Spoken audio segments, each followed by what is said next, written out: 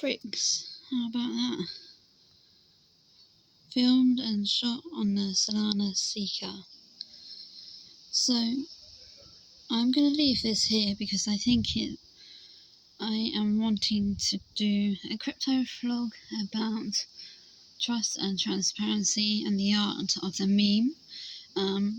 Maybe I might put in a few examples of some photos, or better yet, go and check out my own website, P for Piper, I for Information, Arts, ARTS.studio, and you'll see on the front page there's a cascading wall of photos from the 2020-2021 era. My first blog post I wrote was from when I was doing my H&D back in Scotland in creative printmaking. More recently, when I've been doing my actual degree, 10 years delayed, no, rest for the wicked, is that just want to try and get ahead and you are living in a country that is pretty backward right now. I won't go further into that because I don't want this channel to be politically whatever. Sometimes it might happen, but for now, I'm kind of interested in the transparency and where identity meets real world issues. That is what's happening right now. And going back to the website and the essay that I wrote on that H&D diploma, I was going through X-Copy's work, and that studio was talking about the loo roll situation back in lockdown, and that vibe of that work is timeless in its way. It's using current artwork, and this garden gets a lot of dragonflies, so I'll try zooming in. And I think there comes a time when I look back on the route or the pathway to where I find myself, because I am interested.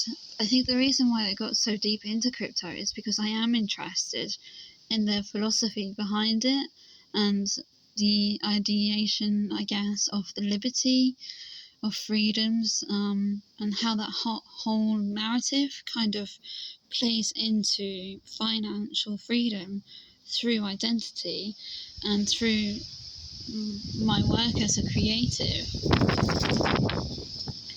And I think I was led down this path of research because last year I've been reflecting on a number of things over this summer, because when I was in my weaving introduction, when you use the looms, they go over the history of their 8 loom, 6 loom, and their Shackyard 16 loom. I think it's a bit more than 16. But you realise that when you get those codes, because sewing and things like that all have a code, all each have their own code. And even though it might be deemed as a feminine thing, guys actually quite like knitting. There's a whole load of knitting clubs that grew quite popular in the past 10 years or so. And they have these massive knitting events of, all types of people coming together to knit and take part in the local community knitathon, I guess it would be called. But you realise that these early looms and these early codes all kind of situate around the pixel, and you then realise how we got from A to B with the JPEG and the file and the need for transparency, and the whole thing about the theory of, dare I say their name, Satoshi Nakamoto's belief of transparency, to have these platforms for streamers to create openly, to stream and to change their own destiny, I guess, where real world doesn't allow you to do that through strict reforms of contractual obligations. And me being stuck in a situation where I currently am, it makes you stuck into an inability to create. And I think I found that really difficult in my first year.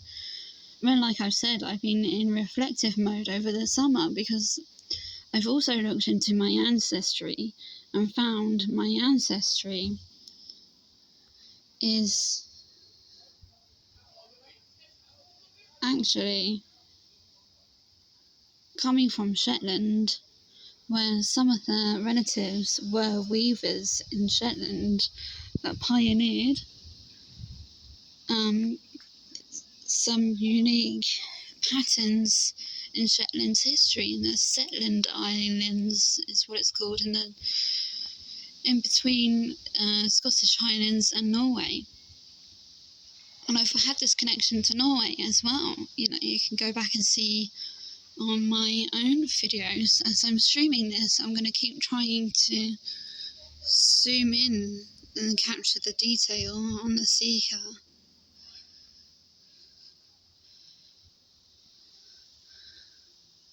Come on.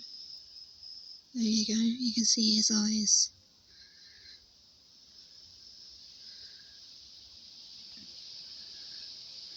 But it's like, the whole transparency thing is that a person should be free to do what they are wanting to do, and that there should be trust based on that exchange and freedom that comes with that trust. And there just isn't in today's society, because you are obligated in these contracts. You have to work for a certain amount every month, but then that salary doesn't ever go up, which is what we see in the UK, which is why the desperation is in the state it's in the UK for change. Because even in 2008, when you think about the bank bailouts, nothing was happening, and then you later realise that this was all part of the plan. And it becomes very, very obvious that this is what's happening. And then politics won't solve these, essential reforms needed, because it's all based on reputation. And if there's anything that I've learned since what's happened to me from last year, it's been about reputation. And it makes you think the art of the meme is the reputation of the decentralized philosophy, I guess, of there being no leader. And when it comes to Coinbase, and you see all these major exchanges start to ask for your verification of your ID, it does become a threatening thing, because why should you give your data away just to use the services? And I was also told to move your funds off base, and that didn't happen 2 years ago when I was first beginning to use it. And I think with crypto, it goes through a lot of changes because it has to keep being creative, being adaptable in these times of very strict criteria that community does bear, isolating certain individuals, because it takes complete control and advantage over the disadvantage, because the system is not based on the rights of the individual, but the rights of the major banking institutions, I guess, who, when you think about the councils, they're kind of run like that, I think, meeting these strict criteria where you fall short and get kicked out. And that's what happened to me last year. And I've just been very reflective on it when it comes to using crypto, because I don't have a lot of money, I don't have a lot of funds on me, but when I do use them, I do like to try and experiment with the software and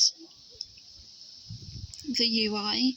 And coming from a creative person background, that's what I think I adapt myself to learning. And everybody has the right to education. So I don't think it ever matters what time in life you go back into higher education. but it does leave me in a substantial debt, no doubt, because it's now double. Going through this second chance that I've had, and I'm lucky because otherwise housing would be a very different situation, and I should have never been put in that situation that I was put in. But that's what happens when society becomes controlled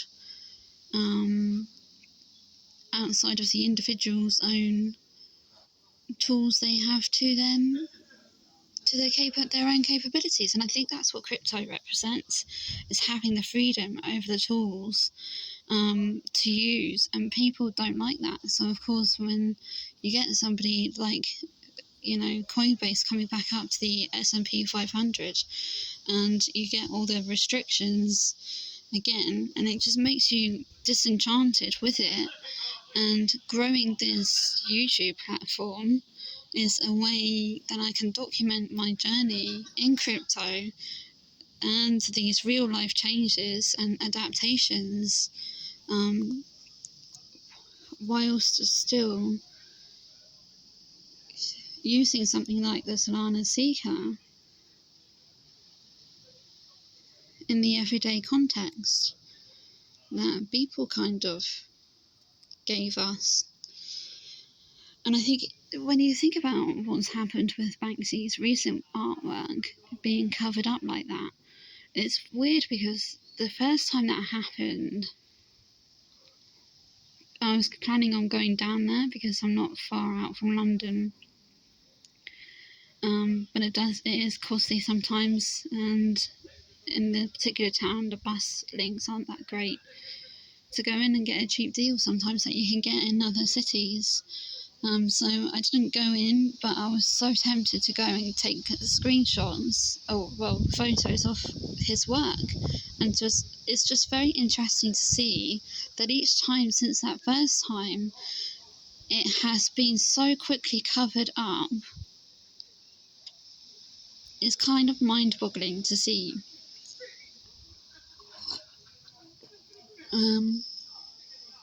That happening.